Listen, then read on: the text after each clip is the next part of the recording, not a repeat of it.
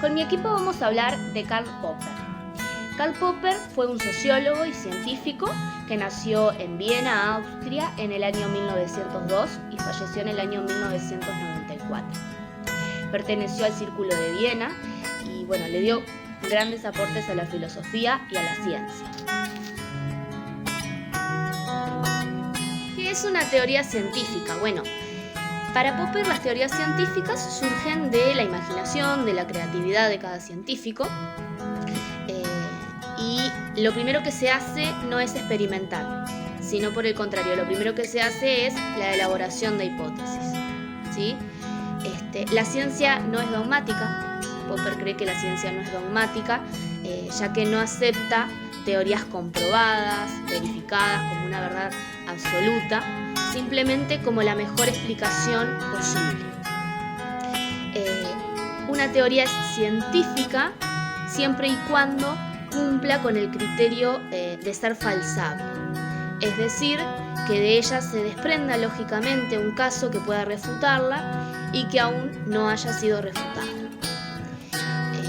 Cabe destacar que el avance de la ciencia no es acumulativo, sino que avanza por el derrocamiento de teorías que son suplantadas por otras mejores. Una de las preguntas que se hace Popper es ¿cómo conocemos? Y para Popper, nosotros no conocemos a través de las observaciones, de las percepciones, como lo plantea el inductivismo. No se recopilan datos, sino que el trabajo del científico comienza cuando surge un problema. ¿Y cuándo surge un problema? El problema surge cuando hay una contradicción entre las teorías y los hechos. Es decir, cuando las evidencias me muestran que hay algo que no concuerda con lo que nosotros creíamos saber, con las teorías que se habían planteado. Ahí es cuando comienza el trabajo del científico. Entonces, el científico ante dicho problema lo que va a hacer es proponer soluciones. ¿Y cómo propone esas soluciones? Crea hipótesis o explicaciones científicas. Y lo que va a hacer no va a intentar confirmarlas, sino que va a tratar de refutarlas.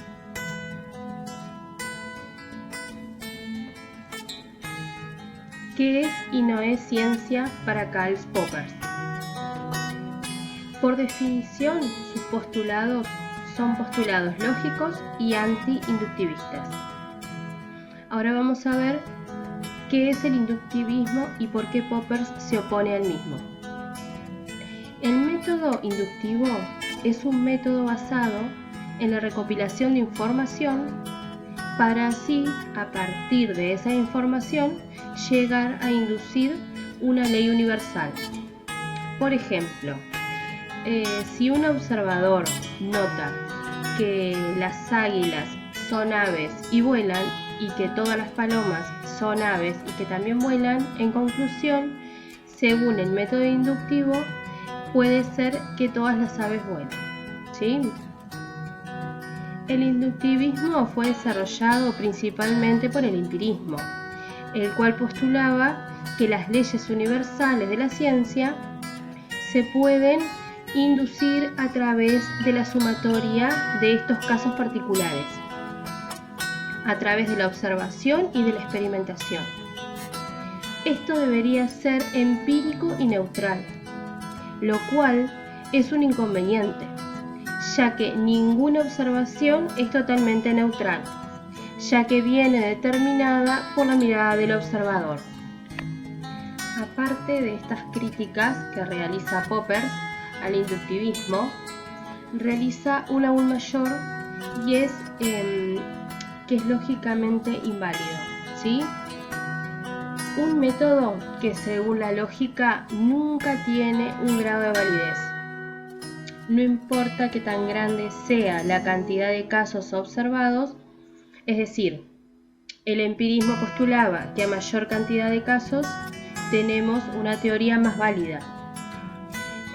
No importa que tan grande sea la cantidad de casos que observe, siempre sobre la cantidad de casos posibles es tendiente a cero. Es decir, no hay forma de que por más grande que sea mis casos observados pueda acercarme a una ley universal, que es válida siempre. Una ley científica es una ley que se cumple siempre. Por tanto, los casos particulares no pueden verificar o comprobar las leyes universales de la ciencia. Como mucho pueden acercarse, pero no tanto. Por lo tanto, el inductivismo es una cuestión de fe. De hecho, se conoce como salto de fe. A esa confianza ciega que es tener y que en cierto número de casos observados bastará para inducir a una ley universal. Por lo tanto, ¿cómo avanza la ciencia? ¿O cómo puede investigarse en ciencia para que podamos, o para que se pueda llamar ciencia, o a qué podemos llamar ciencia? ¿Sí? Si la ciencia no avanza con la búsqueda de verificaciones mediante la observación o corroboración o el aumento de casos empíricos, se puede decir que avanza mediante el falsacionismo. Este falsacionismo es un criterio de determinación que establece qué es y qué no es ciencia. Este postulado es fundamental, mejor dicho, el postulado fundamental del falsacionismo es que una teoría debe ser falseable y no falseada.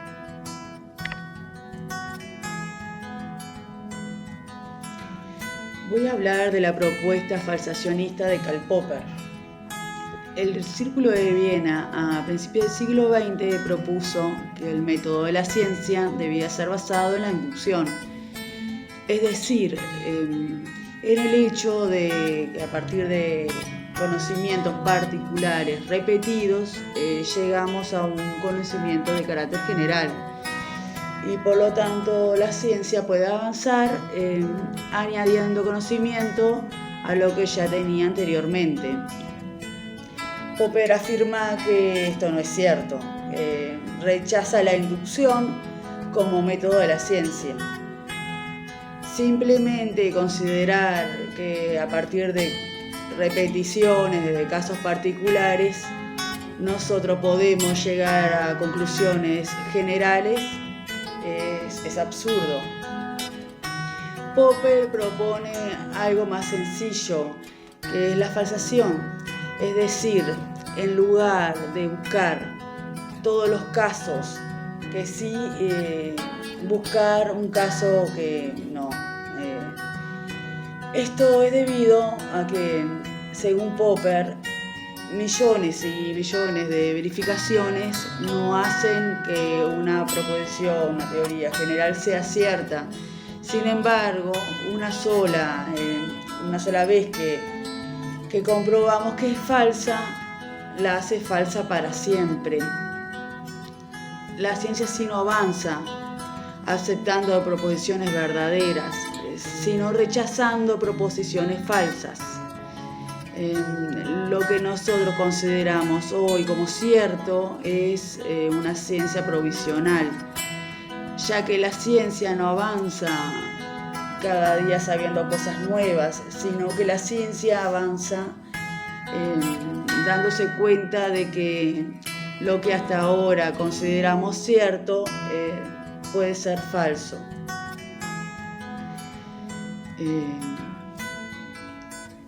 No significa en ningún momento que este concepto sea definitivo. La ciencia no es un conjunto de proposiciones verdaderas, sino un conjunto que de momento, de forma provisional, son consideradas verdaderas hasta que sean falseadas. Esto significa un cambio profundo en la forma de concebir qué es la ciencia.